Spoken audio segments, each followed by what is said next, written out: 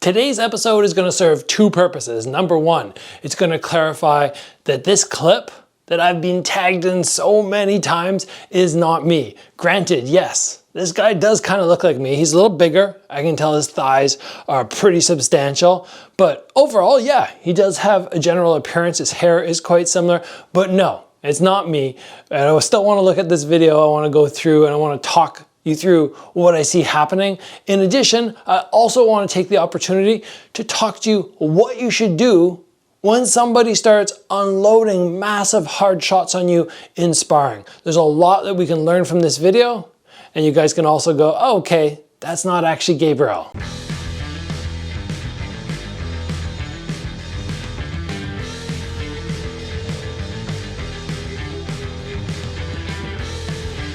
So you're in class, you're sparring, you're working away, you accidentally touch somebody a little bit hard, and all of a sudden they are on you and they're trying to knock you out. Now, while this isn't me in this video, I have had people try to do something similar before, but not to the extent, which we'll call Gabriel number 2. Well, not to the extent that this guy gets this ripped on. This guy is trying to drop him. 100% trying to knock him down. Now, the first thing that I want to note or I want to mention when I started watching this video, when I kept getting tagged going, is this you, Gabriel? The first thing I went is, did the dude, Gabriel 2, who starts getting wailed on, did he do anything wrong to deserve that? Because sometimes people do.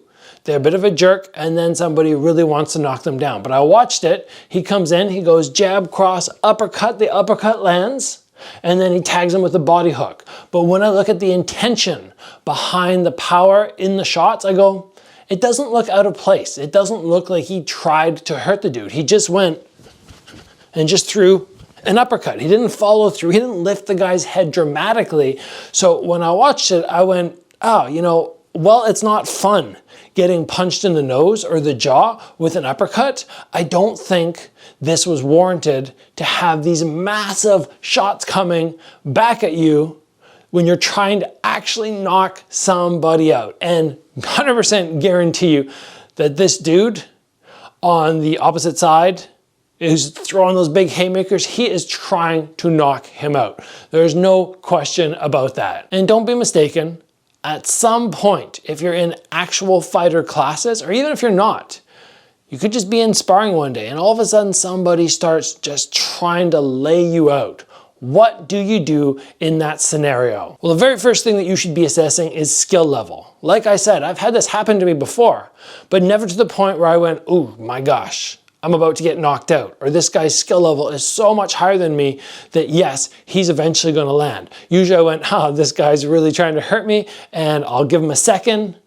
I'll brace for the shots, just as we saw this guy do in the video. He absorbed everything very nicely, and then I'm going to lay this dude out with the body shot. I never want to hurt people with headshots. I recognize that blows to the head, giving people concussions, is long lasting potentially. So I'm more, okay, I'm gonna hit this guy to the body and lay him out, or chop down the leg and slow him. But if or when this ends up happening to you, what you can do initially is try to make that assessment. You should already know from the sparring round, usually this doesn't happen in the first 10 seconds, is this guy's level above me or below me? If it's below, you have a number of options. If it's way above you, the first thing that you should be doing is trying to create distance and just go, no.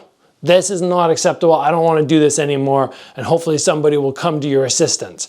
But it's okay sometimes to just say, yeah, I'm not doing this. Like, what happened? I'm sorry. And let's just reset. If you're around the same skill level, you're running a bit of a risk that this guy, because he's now punching hard and he's trying to knock you out like a fight, you're running a bit of a risk that he will land something.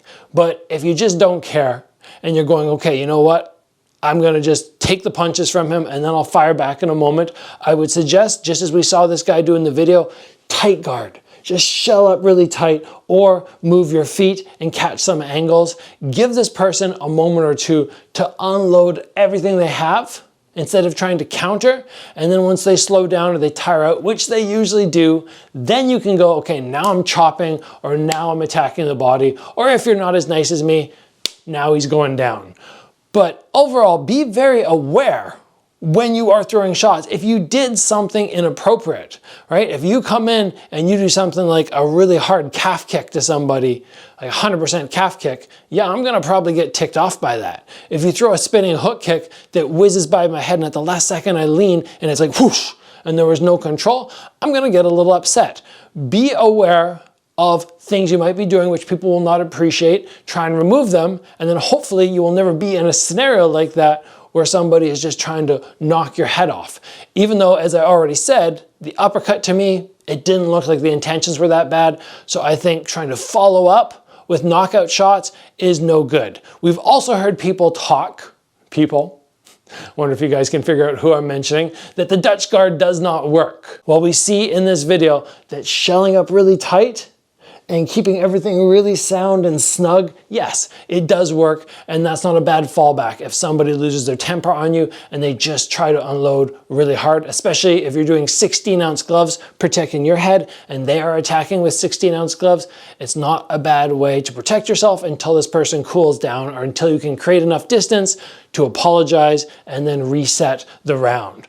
But I just wanted to take a moment today to say, no, this isn't me. And what should you do in sparring if the situation arises where somebody just loses it on you like we saw in this video? I hope you guys found this helpful. I will see you back here soon for another episode.